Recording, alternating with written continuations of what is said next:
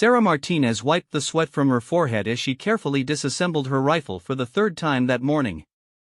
The cleaning kit lay spread across the metal table in the armory, each tool positioned exactly where she needed it. This was her routine, her meditation, the one thing that kept her grounded in a world that seemed to shift beneath her feet daily. The armory hummed with quiet activity. Other soldiers moved between the weapon racks, their conversations creating a low murmur that Sarah had learned to tune out. She preferred the silence anyway. It gave her space to think, to process the weight of everything she carried both physically and emotionally. Her fingers moved with practiced precision as she cleaned each component of her M4 carbine. The barrel, the bolt carrier group, the trigger assembly, each piece received the same meticulous attention. This weapon had kept her alive through 3 deployments, and she treated it with the respect it deserved. More than that, the ritual of maintenance gave her control in a place where control was often an illusion. Sarah had joined the military 7 years ago, fresh out of high school with dreams of adventure and purpose. She had imagined herself as a hero, fighting for justice and protecting the innocent. The reality had been more complicated, filled with bureaucracy, politics, and moral ambiguity she had never anticipated. But, through it all, she had found her place. She was good at what she did, very good. Her specialty was intelligence gathering and reconnaissance. She could move through hostile territory like a ghost, gathering information that saved lives and changed the course of operations. Her superiors had noticed her talent early, and she had been recruited into increasingly sensitive missions. With that recognition came a code name, Phantom. Few people knew her real identity when she operated under that designation.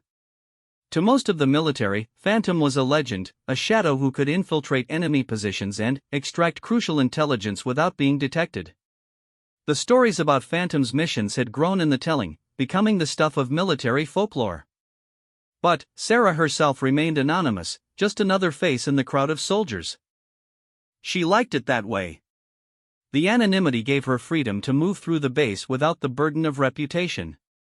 She could eat in the mess hall without being stared at, could participate in training exercises without special attention, could maintain the illusion of being just another soldier doing her job. It was a carefully constructed double life that she had worked hard to maintain. As she reassembled her rifle, Sarah's mind wandered to her last mission. It had been a close call, too close for comfort. She had spent 3 days behind enemy lines, gathering intelligence on a terrorist cell that was planning an attack on civilian targets. The information she had collected had prevented the deaths of hundreds of innocent people, but she had barely escaped with her life. The stress of that mission still weighed on her shoulders. She had seen things that would stay with her forever, had made decisions that kept her awake at night. This was the price of her success, the cost of being Phantom. Each mission took a piece of her soul, leaving her feeling more isolated and alone. Sarah's hands stilled for a moment as she thought about her family back home. Her parents had no idea what she really did for the military. They thought she was a communications specialist, safely tucked away in an office somewhere. She had let them believe this lie because the truth would terrify them. How could she explain that their daughter was one of the military's most valuable intelligence assets, that she regularly risked her life in ways they could never imagine? The loneliness was perhaps the hardest part.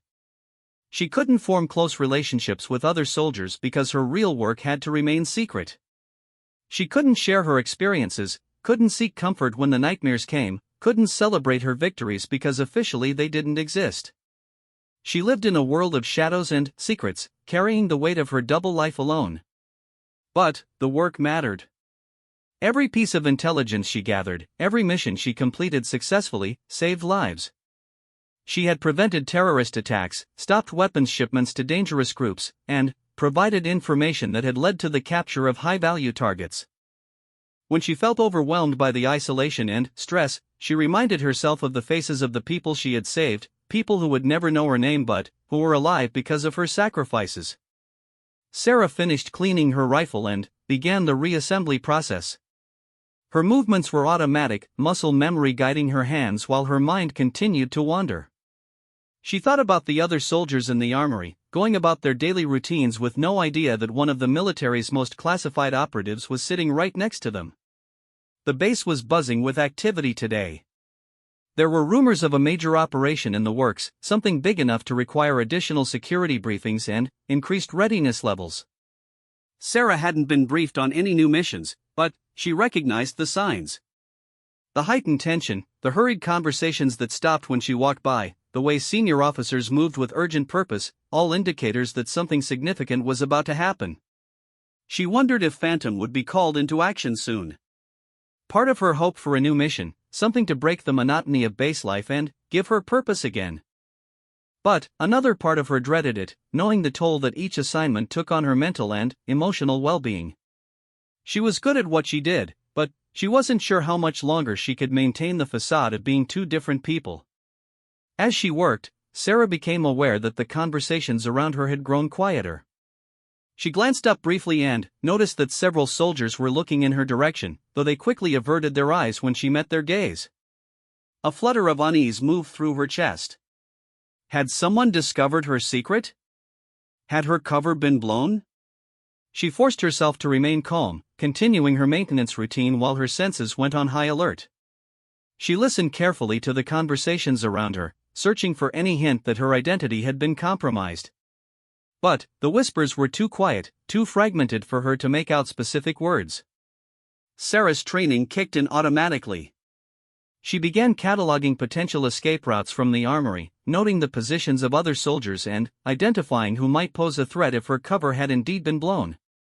Her hands continued working on her rifle, but her mind was now fully focused on threat assessment and tactical planning. The weight of her secret identity felt heavier than ever. For 7 years, she had successfully maintained the illusion that she was just another soldier. She had been so careful, so disciplined in keeping her two lives separate. The thought that it might all be unraveling now filled her with a mixture of fear and strange relief. If her cover was blown, what would happen next? Would she be reassigned? Would her career be over? Would she finally be free from the burden of living as two different people? The uncertainty was almost worse than the secrecy itself. Sarah completed the reassembly of her rifle and began packing up her cleaning supplies. Her movements remained steady and controlled, but inside she felt like she was standing on the edge of a cliff, waiting to see if she would fall or find solid ground beneath her feet. The armory doors suddenly swung open with more force than usual, and Sarah felt the energy in the room shift dramatically. Several high-ranking officers entered, their bearing indicating that this was not a routine visit. She kept her head down, focusing on her equipment, but her peripheral vision tracked their movement through the space. The officers spoke in low, urgent tones to the armory supervisor, who began pointing in various directions around the room. Sarah's unease deepened as she realized they seemed to be looking for someone specific. Her hands moved more quickly now, securing her cleaning kit and preparing to leave before she could be drawn into whatever was happening. But, as she stood to leave, one of the officers called out in a voice that carried clearly across the suddenly silent armory. The words he spoke would change everything, shattering the carefully constructed walls between her two identities and thrusting her into a situation she had never prepared for. The moment hung in the air like a held breath, filled with possibility and danger in equal measure. Sarah's life as she knew it was about to end, and whatever came next would test everything she had learned about survival, loyalty, and the true cost of serving her country. The silence in the armory was complete now, broken only by the sound of her own heartbeat thundering in her ears. Every eye in the room was focused on her, waiting to see how she would respond to hearing her most closely guarded secret spoken aloud for everyone to hear. Time seemed to slow as Sarah realized there was no going back from this moment. The careful balance she had maintained for so long was about to be shattered, and she would have to face whatever came next with courage she wasn't sure she possessed. The weight of her rifle in her hands felt different now, not just a tool to be maintained, but a reminder of who she really was and what she had sacrificed to become the soldier the military needed her to be. In a few seconds, everything would change, and she would discover whether that sacrifice had been worth the price she had paid. Phantom. The word cut through the silence like a blade, sharp and unmistakable. Sarah's blood turned to ice in her veins as General Morrison's voice echoed off the armory walls. Every conversation stopped mid-sentence. Tools clattered to tables as soldiers froze in place. The room that had been filled with the comfortable bustle of routine maintenance became a vacuum of stunned silence. Sarah's hands tightened on her rifle, her knuckles white against the black polymer. She had imagined this moment countless times over the years, the moment when her two worlds would collide. But, in her imagination, it had always been different. She had pictured herself alone in a secure briefing room, or perhaps in the general's office where the revelation could be contained. She had never imagined it happening here, in front of 24 of her peers, stripping away the anonymity that had been her shield for so long. She turned slowly, her training warring with her instinct to run. General Morrison stood near the entrance, his weathered face grave and, his steel-gray eyes locked on hers. Behind him were two other officers she didn't recognize, a colonel and a major, both wearing expressions of barely contained urgency. The way they positioned themselves told her this wasn't a routine summons. Something was very, very wrong. "Sir?" Sarah managed to say, her voice steady despite the chaos in her mind. Around her, she could feel the weight of stares from soldiers who had worked alongside her for months or even years without knowing her true identity. She could practically hear their thoughts spinning. The quiet communications specialist they had barely noticed was Phantom, the legendary operative whose missions were whispered about in mess halls and barracks across multiple bases. Private Johnson, who had been cleaning his sidearm at the next table, looked like he had seen a ghost. Sergeant Williams, who had asked Sarah for help with radio protocols just last week, was staring at her with his mouth slightly open. The transformation in their eyes was immediate and profound. She was no longer Sarah Martinez, the unremarkable soldier who kept to herself. She was now Phantom, a figure they had heard about but never expected to meet, much less work alongside. General Morrison stepped forward, his bearing indicating this was not a social call. "We need to talk. Now." His voice carried the weight of command, but Sarah caught something else underneath: concern, perhaps even fear. In all her years of service, she had never seen the general look anything but completely composed. Whatever had brought him here personally was serious enough to rattle one of the most experienced officers in the military. Sarah nodded and secured her rifle in her assigned rack, her movements deliberate and controlled. She could feel every eye in the room following her motion, cataloging details about her that they had never bothered to notice before. The way she moved with practiced efficiency, the unconscious tactical assessment she made of her surroundings, the quiet confidence that she had always tried to keep hidden, all of it was now under scrutiny. As she followed the general toward the exit, Sarah heard the whispers begin behind her. Fragments of conversation reached her ears. "That's really her? Phantom has been here the whole time? Remember that story about the embassy rescue?" The legend was meeting reality, and she could feel her carefully constructed anonymity crumbling with each step. The walk to the general's office felt like the longest of Sarah's life. Word traveled fast on a military base, and she could see recognition dawning on faces as they passed other soldiers in the corridors. Some stared openly, others tried to be more discreet, but all of them were processing the revelation that one of the military's most classified assets had been hiding in plain sight among them. The general's office was a sanctuary of mahogany and brass, walls lined with commendations and photographs from decades of military service. Sarah had been here before, but always as Sarah Martinez receiving routine briefings or performance reviews. Never as Phantom. Never with this level of urgency crackling in the air. General Morrison closed the door behind them and activated a white noise generator, standard protocol for classified discussions. The other two officers took positions near the windows, their body language suggesting they were standing guard rather than simply attending a meeting. "Sit down, Martinez," the general said, using her real name for the first time since the armory. Sarah took the chair across from his desk, her back straight and her hands folded in her lap. Years of training helped her maintain her composure, but inside she felt like she was free-falling. "Sir, if I may ask, why was my code name used in an unsecured environment?" Sarah's voice was steady, professional. It was a reasonable question. Protocol dictated that classified identities be protected at all costs, and shouting Phantom in a room full of soldiers was about as far from protocol as one could get. General Morrison's expression darkened. "Because we don't have time for protocol anymore. 3 hours ago, we received intelligence that changed everything.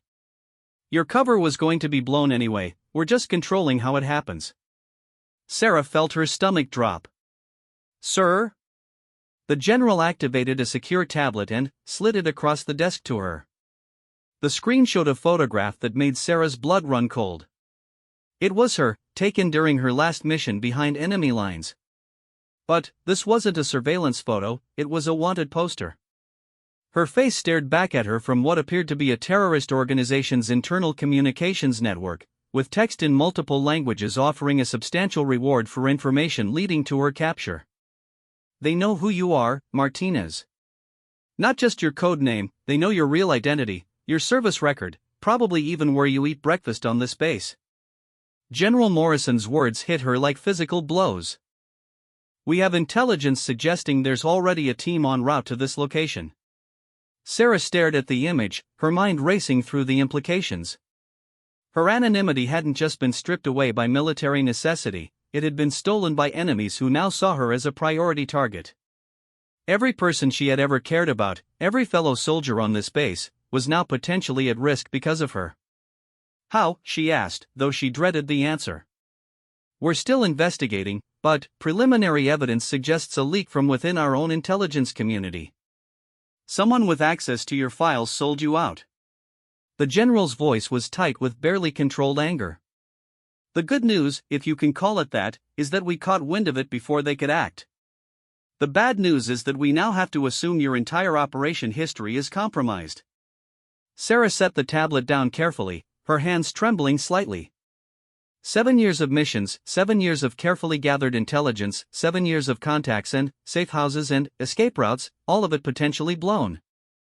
Worse than that, the people who had helped her over the years, the local assets who had risked their lives to provide information, were now targets themselves. What's the play, sir? She asked, falling back on military terminology to anchor herself in the midst of the emotional storm. That's why we're here, the colonel spoke for the first time. Sarah turned to look at him, a lean man with sharp features and eyes that suggested he was accustomed to making difficult decisions. I'm Colonel Rodriguez from Strategic Operations. We have a proposal, but it's not going to be easy. Sarah waited, her training keeping her expression neutral while her mind prepared for whatever bombshell was coming next. We want to use you as bait, General Morrison said bluntly. The team coming for you doesn't know that we know they're coming. We can use that advantage, but it means putting you directly in harm's way more than usual. The major, who had remained silent until now, stepped forward. I'm Major Chen, Psychological Operations. We've developed a scenario that would allow us to capture or eliminate the team while gathering intelligence about who's behind the leak. But it requires you to maintain the appearance of normal operations while being completely exposed.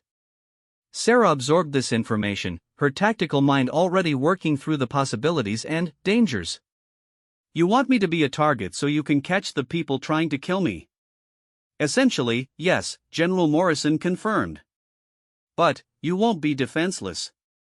We'll have teams positioned throughout the base, surveillance on every possible approach, and a full tactical response unit on standby. The goal is to let them get close enough to capture them before they can hurt anyone. And if something goes wrong? Sarah asked. The silence that followed answered her question more clearly than words could have.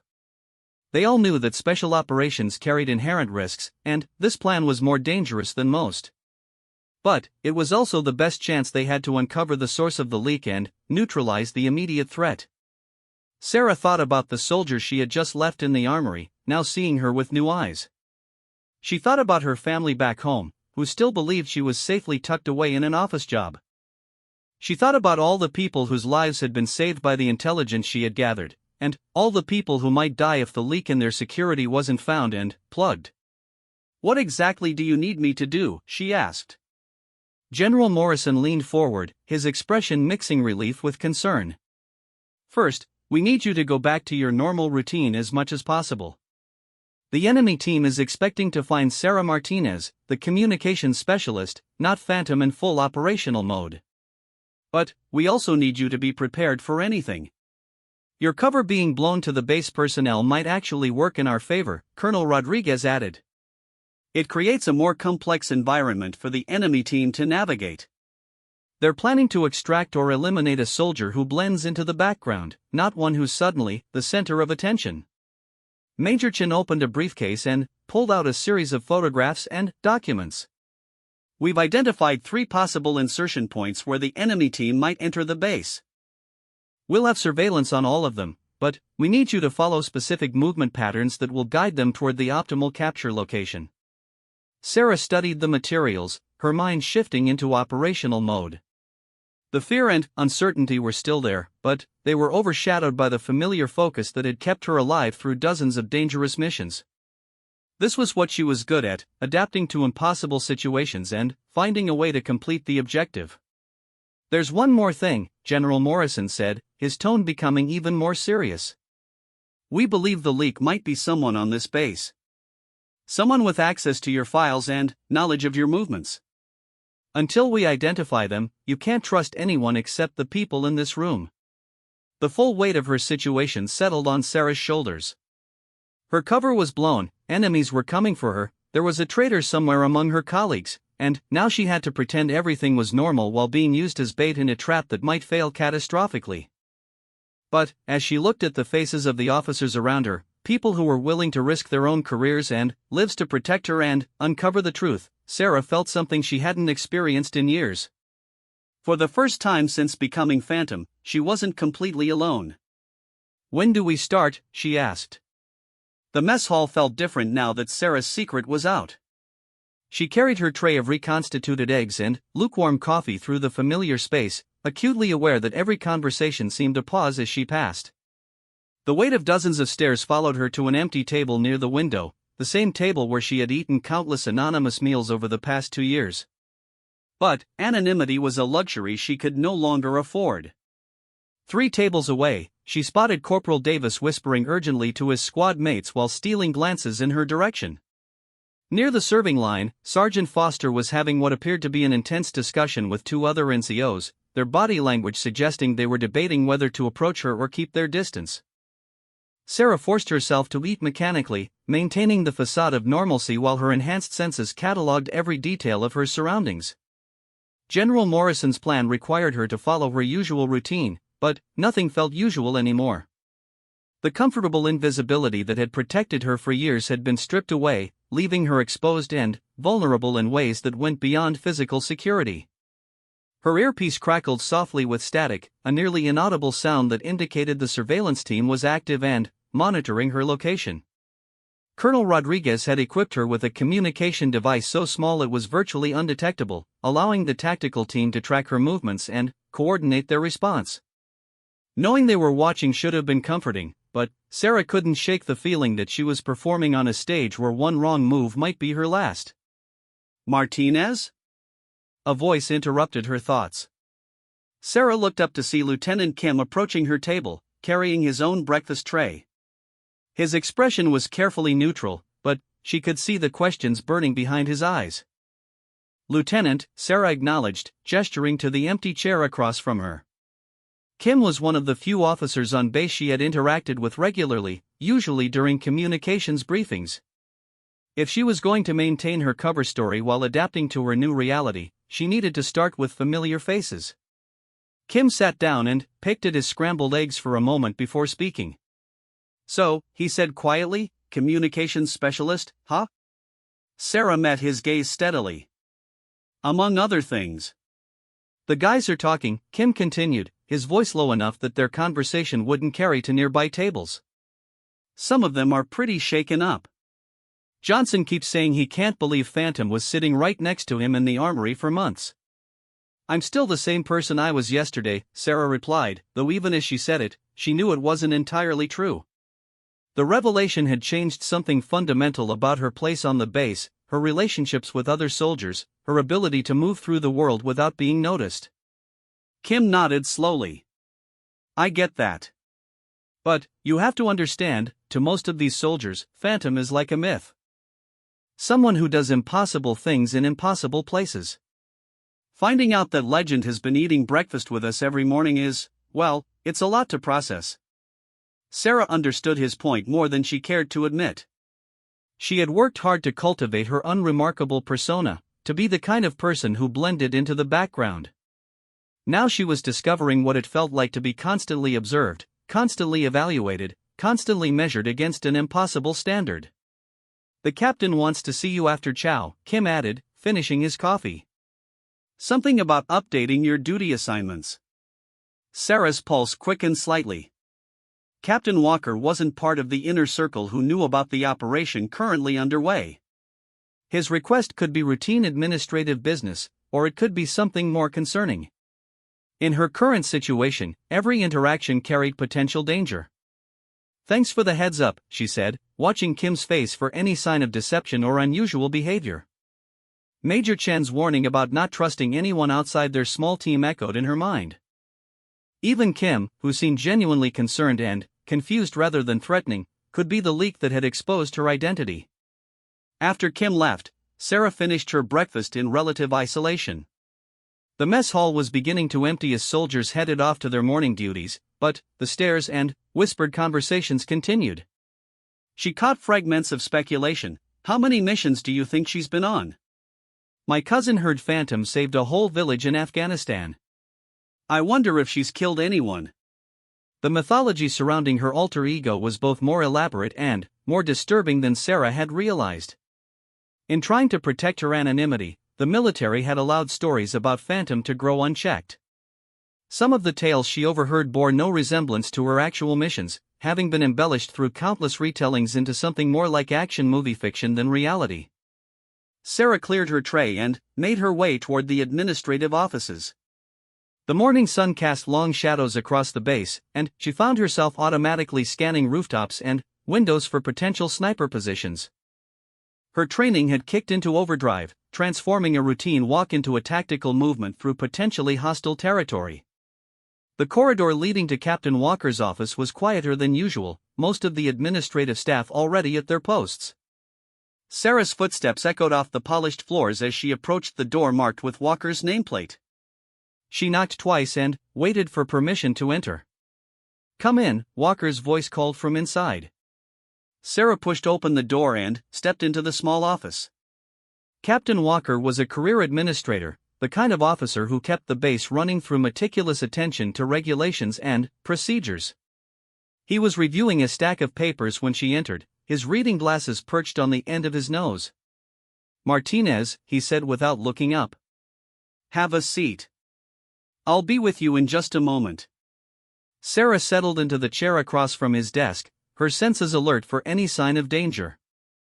The office was exactly as she remembered from previous visits, cluttered but organized, with regulation photographs and certificates covering the walls. Nothing seemed out of place, but she remained vigilant. Walker finally set aside his papers and removed his glasses, studying Sarah with an expression she couldn't quite read. "Well," he said finally, "this is certainly an interesting development." "Sir?" "I've been managing personnel files for this base for 8 years, Martinez. I thought I knew every soldier under my command. Imagine my surprise this morning when I received a call from General Morrison informing me that one of my communications specialists is actually one of our most valuable intelligence assets." Sarah remained silent, waiting to see where Walker was going with this conversation. His tone was carefully neutral, but she sensed an undercurrent of something else, resentment, perhaps, or suspicion. "What I'm trying to understand," Walker continued, "is how someone with your qualifications ended up assigned to routine communications duty on my base. That's not exactly optimal utilization of resources, is it?"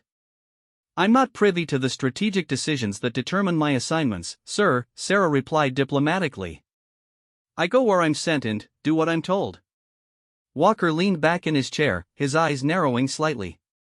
"Of course you do. But it does make one wonder what else I don't know about my own command. What other surprises might be hiding in my personnel files?" There was definitely an edge to his voice now, and Sarah began to feel the first stirrings of genuine alarm. Was Walker simply upset about being kept in the dark, or was there something more sinister behind his questions? "Sir, if you have concerns about my performance or conduct, I'm happy to address them," Sarah said, keeping her voice steady and professional.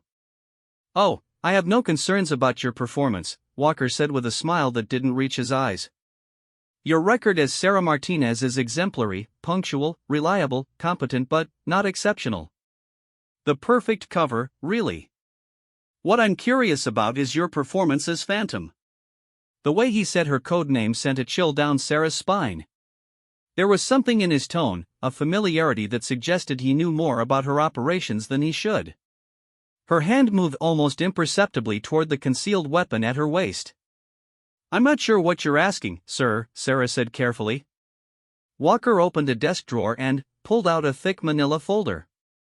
He placed it on the desk between them and opened it to reveal photographs, mission reports, and other classified documents that should have been far above his clearance level.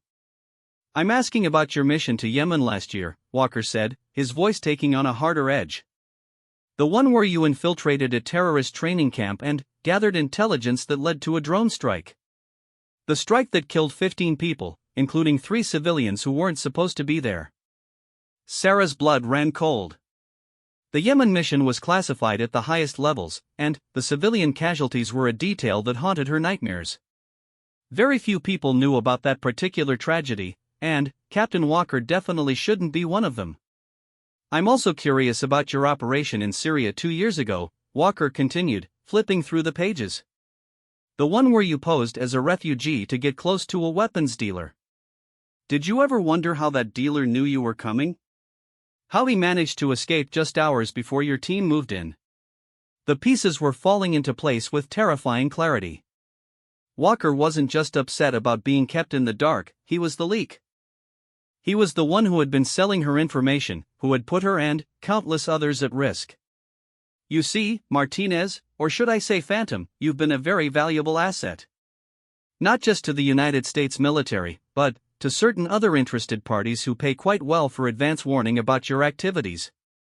Sarah's hand was now resting on her weapon, but she forced herself not to draw it yet. She needed to know more about the scope of Walker's betrayal, needed to understand who else was involved and how much damage had been done. How long? She asked quietly. Walker smiled, and this time it was genuinely pleased. Almost 3 years now. Ever since I discovered your real identity buried in a misfiled security report. Did you know that your first handler forgot to properly encrypt one of your debriefing documents? A simple clerical error that opened up a very lucrative opportunity. You've been selling information about my missions for 3 years? Sarah's voice was barely above a whisper, but Walker caught the deadly intent behind it. Not just your missions, Walker said, apparently oblivious to the danger he was in. Any classified intelligence that crossed my desk. Troop movements, supply routes, personnel changes.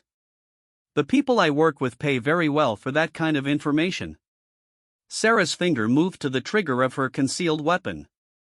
Walker had just confessed to treason, to betraying not just her but potentially hundreds of American soldiers. The urge to end him right here, right now, was almost overwhelming. But she forced herself to think tactically. If she killed Walker now, they would lose the opportunity to identify his contacts and roll up the entire network. General Morrison and his team needed this intelligence to prevent future leaks and protect other operations. The ironic thing, Walker continued, apparently enjoying his moment of revelation, is that you've been helping me all along. Every successful mission you completed made my information more valuable. The more legendary Phantom became, the more my contacts were willing to pay for details about your activities. Sarah's earpiece crackled softly, indicating that the surveillance team was receiving her transmission. They were listening to everything, recording Walker's confession, gathering the evidence they would need to destroy his network. But Walker's next words made her blood freeze. Of course, this little conversation is somewhat academic at this point, he said, glancing at his watch. My associates should be arriving at the base within the next few minutes. They're very eager to meet the famous Phantom in person. Sarah's hand moved to her weapon in one fluid motion, but Walker was faster than she had anticipated. The desk lamp exploded in a shower of sparks as his concealed pistol fired, the bullet passing inches from Sarah's head. She rolled sideways, using the heavy wooden desk as cover while drawing her own sidearm. "Control, this is Phantom," she whispered into her microphone while Walker fired 2 more shots that splintered the wood above her head. "Walker is hostile. Repeat, Walker is the leak and is actively engaging. I need immediate backup. The response crackled in her earpiece. Copy that, Phantom. Tactical teams are moving to your position. Hold tight. But Sarah knew she couldn't wait for backup. Walker's warning about incoming hostiles meant the enemy team was already on base, probably coordinating their attack with his betrayal. Every second she remained pinned down was another second for them to complete their mission. She heard Walker reloading behind the desk and seized the opportunity to move. Rolling to her left, she came up in a shooting stance, her pistol trained on the spot where Walker had been standing. But the chair was empty, and the office door was standing open. Damn, Sarah muttered, moving cautiously toward the door. Walker had military training, and he knew the layout of the base better than almost anyone. If he linked up with the incoming team, they would have a significant tactical advantage. The corridor outside was empty, but Sarah could hear running footsteps echoing from somewhere deeper in the building. She paused at the doorway, her training warring with her instinct to pursue Walker immediately. Standard protocol dictated that she should wait for backup, establish communication with the tactical team, and coordinate a systematic search. But standard protocol hadn't anticipated a situation quite like this. Her earpiece crackled again. Phantom, this is Colonel Rodriguez. We have multiple contacts approaching the base perimeter. Walker's associates are here. We need you to reach the secure briefing room on level B2. Can you make it? Sarah assessed her position. The briefing room was 3 levels down and on the opposite side of the building. Between her and safety were countless corridors, stairwells, and potential ambush points. With Walker loose in the building and an unknown number of hostiles infiltrating the base, the journey would be extremely dangerous. Roger that, Control. Moving to secure position now. But, as Sarah stepped into the corridor, the lights went out. Emergency lighting kicked in a moment later, bathing everything in an eerie red glow that transformed familiar spaces into something alien and threatening. Walker's allies had clearly done their homework. Cutting power was a classic tactic for disrupting communications and creating confusion. Sarah moved carefully down the corridor, her weapon raised and ready. The emergency lighting created deep shadows that could conceal enemies, and the constant hum of the backup generators masked the sound of approaching footsteps. Every doorway was a potential threat, every corner a possible ambush point. She had made it halfway to the stairwell when she heard voices coming from behind her. 2 men speaking in accented English, their conversation suggesting they were searching for someone. Sarah pressed herself against the wall and listened carefully, trying to determine their exact position and numbers. The American woman should be in this section, one voice said. Walker said her office meetings always run long. We need to find her before their security teams respond, replied the second voice. The extraction window is only 15 minutes. Sarah's mind raced through the implications. These weren't assassination specialists, they were a kidnapping team. Someone wanted Phantom alive, probably to extract information about her missions and contacts. The thought of what they might do to get that information made her stomach clench with fear. She eased around the corner and saw 2 figures in dark tactical gear moving systematically through the corridor, checking each office door. They were well equipped and obviously professional, but they were also making the mistake of assuming their target would be cowering in an office waiting to be captured. Sarah raised her pistol and fired twice in rapid succession. The first shot caught the lead man center mass, dropping him instantly. The second man dove for cover behind a water fountain, returning fire with an automatic weapon that chewed chunks out of the wall where Sarah had been standing. She rolled across the corridor and took cover behind a heavy filing cabinet as bullets whistled overhead. The surviving attacker was laying down suppressing fire while almost certainly calling for backup. Sarah needed to end this quickly and continue moving toward the secure area. Phantom, this is Control, her earpiece crackled. We're tracking gunfire in your location. Are you secure? Negative, Control. Engaged with hostile forces. Still moving toward extraction point. Sarah waited for a lull in the enemy fire, then popped up and put 3 rounds into the water fountain. The ceramic and metal exploded outward, forcing the hidden gunman to relocate. As he moved, Sarah adjusted her aim and fired once more. The man stumbled and went down, his weapon clattering across the floor. The corridor fell silent except for the hum of generators and the distant sound of alarms that had finally begun blaring throughout the base. Sarah approached the downed men cautiously, keeping her weapon trained on them until she was certain they were no longer threats. She quickly searched their bodies, looking for intelligence about their mission and numbers. What she found made her heart sink: radio equipment showing multiple channels, suggesting a much larger team than she had expected. Worse, one of the men carried a detailed floor plan of the building with her usual routes marked in red ink. They had been planning this operation for some time, probably with Walker's assistance. They knew her habits, her schedule, her preferred paths through the building. The tactical advantage she usually relied on had been stripped away by months of careful surveillance and intelligence gathering. Sarah grabbed one of the assault rifles and extra ammunition before continuing toward the stairwell. Her pistol was reliable, but if she was going to face a larger team, she needed more firepower. The weight of the rifle in her hands was comforting, a familiar tool that had saved her life countless times before. The stairwell was a concrete echo chamber where every footstep sounded like thunder. Sarah paused at the landing, listening for any indication that enemies were moving on other floors. She could hear voices from somewhere below, at least 2 more hostiles, possibly more. "Control, this is Phantom," she whispered. "I'm in stairwell C3, heading down. Multiple hostiles in building. What's the status on tactical response?" "Phantom, tactical teams are engaged with hostiles at the perimeter. We're tracking at least 8 additional contacts inside the building. Be advised, some of our own personnel may be compromised. Trust no one except confirmed friendlies." Sarah's blood ran cold. If other base personnel were working with the enemy, then anyone she encountered could be a threat. The paranoia that came with her job had always been partly theoretical, now it was a matter of survival. She began descending the stairs, moving as quietly as possible while maintaining a defensive posture. The assault rifle felt good in her hands, its familiar weight and balance giving her confidence.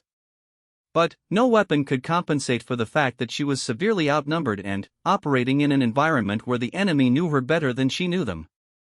At the second-floor landing, Sarah heard the stairwell door open below her. Multiple sets of footsteps began climbing toward her position, moving with the coordinated rhythm of a trained team. She estimated at least 3 hostiles, probably more. Sarah had 2 choices: try to fight her way through them, or find an alternate route to the secure area. The tactical situation favored retreat. She was outnumbered and fighting on ground of their choosing. But every minute she spent finding another route was another minute for them to set up additional ambushes or bring in reinforcements. She made her decision quickly. Moving back up to the 3rd floor, Sarah exited the stairwell and began looking for another way down. The building's blueprints were burned into her memory from years of security briefings, and she recalled a service elevator that connected to the basement levels. But, as she moved through the darkened corridors toward the elevator, Sarah heard a sound that made her freeze in terror. Walker's voice, somewhere ahead of her, speaking in calm, measured tones. "She's on the 3rd floor now, probably heading for the service elevator. If you position 2 men at the elevator bank and send the others up stairwell D4, you can trap her in the central corridor." Walker wasn't just a traitor, he was actively hunting her, using his knowledge of the building and her likely tactics to guide the enemy team. The man she had trusted with her safety, who had processed her assignments and housing arrangements, was now trying to ensure her capture or death. Sarah felt a rage unlike anything she had ever experienced. The betrayal cut deeper than professional disappointment, it was personal. Walker had violated every trust, broken every oath, endangered every life on the base for money. If she survived this, she was going to make him pay for what he had done. But survival was far from guaranteed. She could hear movement in multiple directions now, the enemy team coordinating their movements to cut off her escape routes. The service elevator was no longer an option, they would be watching it. The main stairwells were compromised. She was being systematically herded into a trap. Sarah closed her eyes and forced herself to think like Phantom rather than Sarah Martinez. Phantom didn't panic. Phantom adapted. Phantom found ways to turn impossible situations to her advantage. She had escaped from worse situations before, in hostile territory with no backup and no extraction plan. This was just another mission, just another challenge to overcome. She opened her eyes and began moving with renewed purpose. If Walker wanted to play cat and mouse games, she would show him what happened when the mouse turned out to be a predator. The hunt was on, but she intended to make sure she wasn't the prey. Sarah pressed herself against the wall as footsteps thundered past her hiding place in the supply closet. Through the crack in the door, she watched three heavily armed figures move down the corridor with military precision, their night vision goggles and tactical gear marking them as professionals. Walker's voice echoed from somewhere behind them, directing their search with intimate knowledge of every hiding place she might use. But Walker had made one crucial mistake. He knew Sarah Martinez, the quiet communications specialist who followed predictable patterns and avoided confrontation. He didn't really know Phantom, the operative who had survived in the most dangerous places on Earth by thinking 3 steps ahead of her enemies. Sarah waited until the footsteps faded, then slipped out of the closet and moved in the opposite direction. She wasn't heading for the secure area anymore, that had been compromised the moment Walker began coordinating the enemy search. Instead, she was moving toward the base's central power distribution center. If she could restore full electrical power, it would eliminate the enemy's tactical advantage and allow the base's automated security systems to come online. The route to the power center took her through sections of the building she rarely visited, past workshops and storage areas that existed on the periphery of daily base operations. The emergency lighting was sparser here, creating pools of shadow that provided excellent concealment but also limited her ability to spot potential threats. She reached the power center without incident and found the main electrical panel exactly where the building schematics indicated it would be. The enemy had done their homework, but they had focused on cutting power rather than preventing its restoration. The main breakers were clearly marked, and Sarah began flipping them back to their active positions. As the building's electrical systems came back online, Sarah's earpiece crackled with renewed communication from the tactical team.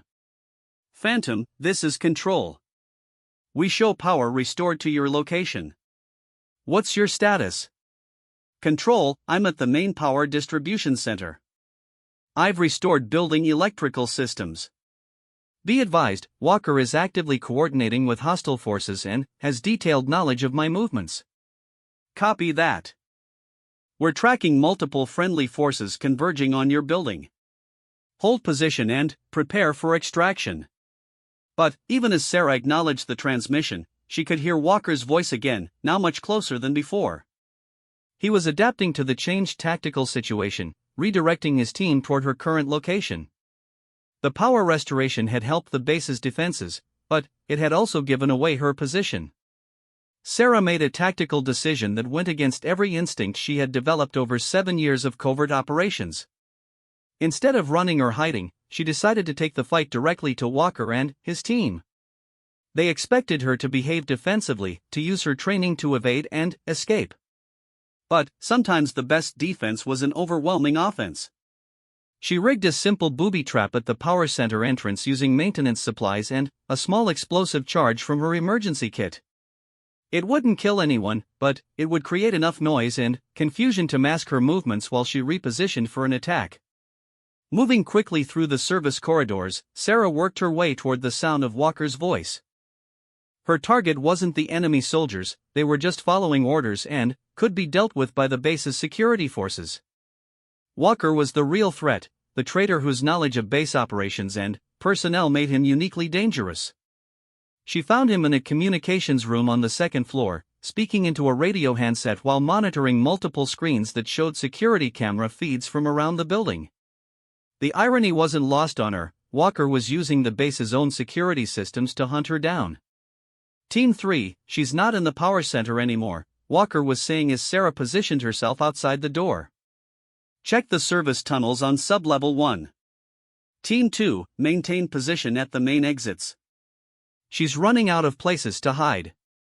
Sarah could see 2 armed men with Walker through the partially open door. The odds weren't great, but she had the advantage of surprise. More importantly, she had something Walker's team didn't, a deep, personal motivation to see this through to the end. She pulled the pin from her last flashbang grenade and tossed it through the door, following immediately behind it with her rifle raised. The explosion of light and sound filled the small room, and Sarah used the momentary confusion to engage the two gunmen. Her shots were precise and lethal, dropping both men before they could return effective fire. Walker had thrown himself behind a bank of computer equipment and was fumbling for his sidearm when Sarah reached him. She kicked the weapon away and pressed the muzzle of her rifle against his forehead. "Move and you're dead," she said quietly. Walker's face was pale with shock and fear, but his eyes still held the calculating look that had served him so well as a traitor. "You can't kill me," he said, trying to project confidence he clearly didn't feel. "I'm still a United States military officer. There are rules about summary execution." Sarah stared down at the man who had betrayed her, who had sold information that led to the deaths of civilians and the compromise of countless operations. The rage she felt was like a physical force, demanding justice for all the lives Walker had destroyed with his greed. "You're right," she said finally. "There are rules." She pulled plastic restraints from her gear and bound Walker's hands behind his back, then activated her radio. "Control, this is Phantom. I have Walker in custody. Communications room, second floor. I also need medical attention for 2 hostile Kia. Outstanding work, Phantom. Tactical teams have secured the building perimeter. All remaining hostile forces are either captured or neutralized." As Sarah waited for the extraction team to arrive, she looked down at Walker, who was now sitting against the wall with his head in his hands. The fight had gone out of him completely, replaced by the dawning realization of what his betrayal had cost him. "Why?" Sarah asked. It was the question that had been burning in her mind since she discovered his treachery. Walker looked up at her, and, for a moment she saw something that might have been genuine regret. "Do you know what they pay a captain with 20 years of service?" he asked bitterly. "Do you know what it's like to watch younger officers get promoted past you while you shuffle papers and process reports? So you sold out your own people for money?"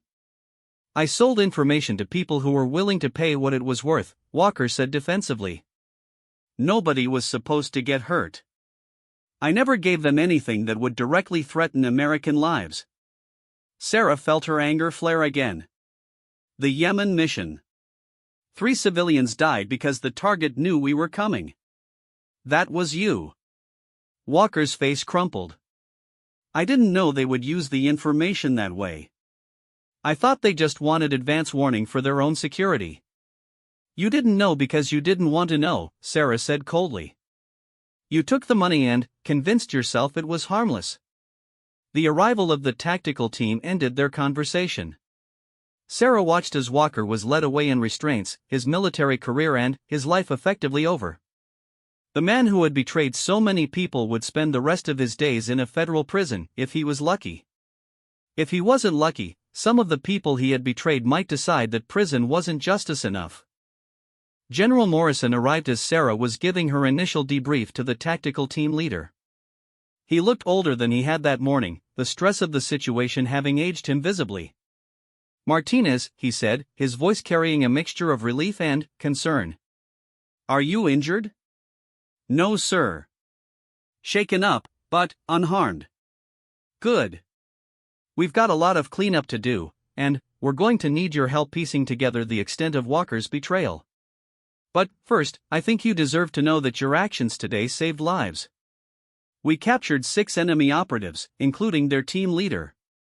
The intelligence we've gathered from them is already helping us identify other compromised operations." Sarah nodded, but she felt oddly empty inside. The immediate crisis was over, but the larger implications were just beginning to sink in. Her cover was permanently blown. Her identity as Phantom was now known to both her allies and her enemies. The carefully constructed double life that had defined her existence for 7 years was gone forever. "What happens now, sir?" she asked. General Morrison was quiet for a long moment, clearly considering his words carefully. "That's going to depend on a lot of factors. Your safety, obviously. The ongoing investigation into Walker's network. The needs of the service. He paused, then continued in a more personal tone. What I can tell you is that your country owes you a debt that can never be fully repaid. Your service as Phantom has saved countless lives and prevented operations that could have destabilized entire regions. Whatever comes next, you'll face it with the gratitude and support of everyone who knows what you've sacrificed. Sarah looked around the communications room where she had confronted Walker, at the evidence of the violence that had erupted in what should have been a safe space.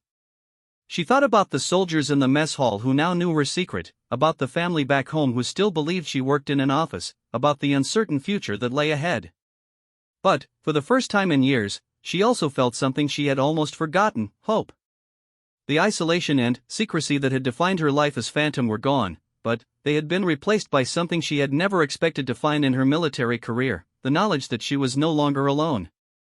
Her cover might be blown, her anonymity destroyed, her future uncertain. But she was still Sarah Martinez. She was still Phantom. And she was still a soldier who would do whatever it took to protect her country and her people, regardless of the personal cost. The mission wasn't over, it was just beginning a new chapter. And Sarah was ready for whatever came next. 3 weeks later, Sarah stood in the same armory where this had all begun, once again maintaining her weapon. But everything was different now. The soldiers working around her knew exactly who she was, and many of them nodded respectfully as they passed. Some even asked for advice about weapon maintenance or tactical procedures, treating her not as a legend but as an experienced professional willing to share her knowledge. Her new assignment was still being finalized, but she had been told it would involve training other special operations personnel, passing on the skills and experience she had gained through years of classified missions. It wasn't the anonymous work she was used to, but it was important work that would help protect future generations of soldiers. As she cleaned her rifle, Sarah reflected on how much her life had changed. The fear and uncertainty of those first days after her exposure had given way to a cautious optimism about the future. She was still Sarah Martinez, but she was no longer hiding from who she really was. The armory doors opened, and Lieutenant Kim approached her table with a smile. "Martinez," he said, "or do you prefer Phantom?" "Sarah is fine," she replied, looking up from her work. "I'm still the same person I was before all this happened." Kim nodded. "The same person, maybe, but not quite the same situation. Word is you're going to be running advanced tactics training for the new recruits." "That's the plan." "Good," Kim said seriously. "They need someone who's been where they're going, someone who can teach them how to come home alive." Sarah considered his words as she finished reassembling her rifle. She had spent 7 years operating in shadows, protecting her country while remaining invisible to all but a few. Now she would be working in the light, training others to carry on the mission of protecting American interests around the world. It wasn't the career she had planned, but it was the career she had earned.